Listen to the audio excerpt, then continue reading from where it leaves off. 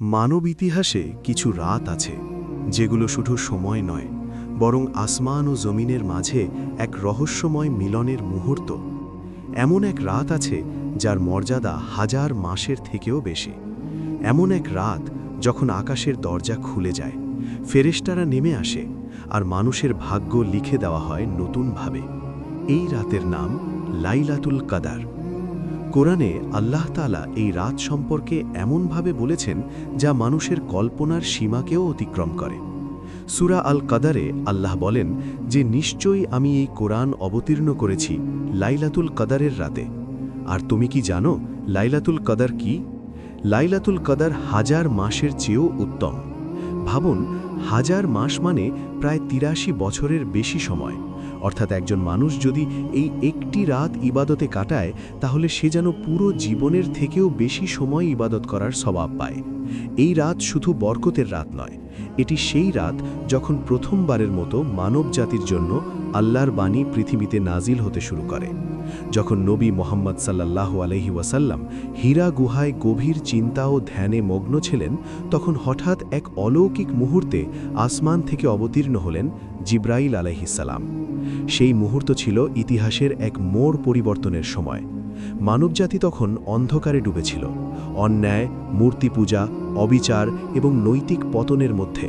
আর ঠিক সেই সময়েই আল্লাহর পক্ষ থেকে প্রথম ওহী নাজিল হয়।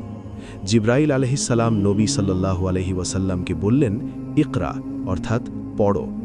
এভাবেই শুরু হয় কোরআনের অবতরণ, আর সেই রাতই হয়ে ওঠে মানব ইতিহাসের সবচেয়ে গুরুত্বপূর্ণ রাত। হাদিসে বর্ণিত আছে, এই রাতে অসংখ্য ফেরেশতা পৃথিবীতে নেমে আসে। তাদের সঙ্গে থাকেন জিবরাইল আলাইহিস সালাম। তারা আল্লাহর অনুমতিতে পৃথিবীর প্রতিটি কোণে ছড়িয়ে পড়ে এবং যারা আল্লাহর ইবাদতে ব্যস্ত থাকে তাদের জন্য দোয়া করতে থাকে। এই রাত শান্তির রাত, ফজর হওয়া পর্যন্ত। কিন্তু এই রাতের একটি বড় রহস্য আছে। কোরআন ও হাদিসে স্পষ্টভাবে বলা হয়নি যে এটি ঠিক কোন তারিখে আসে। নবী মুহাম্মদ সাল্লাল্লাহু আলাইহি ওয়াসাল্লাম মুসলমানদের নির্দেশ দিয়েছেন যেন তারা রমজানের শেষ 10 রাতের বিজোড় রাতগুলোতে এই রাতের সন্ধান করে। এই রহস্যের মধ্যেই লুকিয়ে আছে এক গভীর প্রজ্ঞা। যদি নির্দিষ্ট তারিখ বলে দেওয়া হতো, তাহলে হয়তো মানুষ শুধু একটি রাতেই ইবাদত করত। কিন্তু এখন একজন মুমিন শেষ 10 রাত জুড়েই আল্লাহর কাছে ফিরে আসে। হাদিসে এসেছে, যে ব্যক্তি ঈমান ও সাবাবের আশা নিয়ে লাইলাতুল কদরে ইবাদত করবে, তার অতীতের গুনাহ ক্ষমা করে দেওয়া হবে।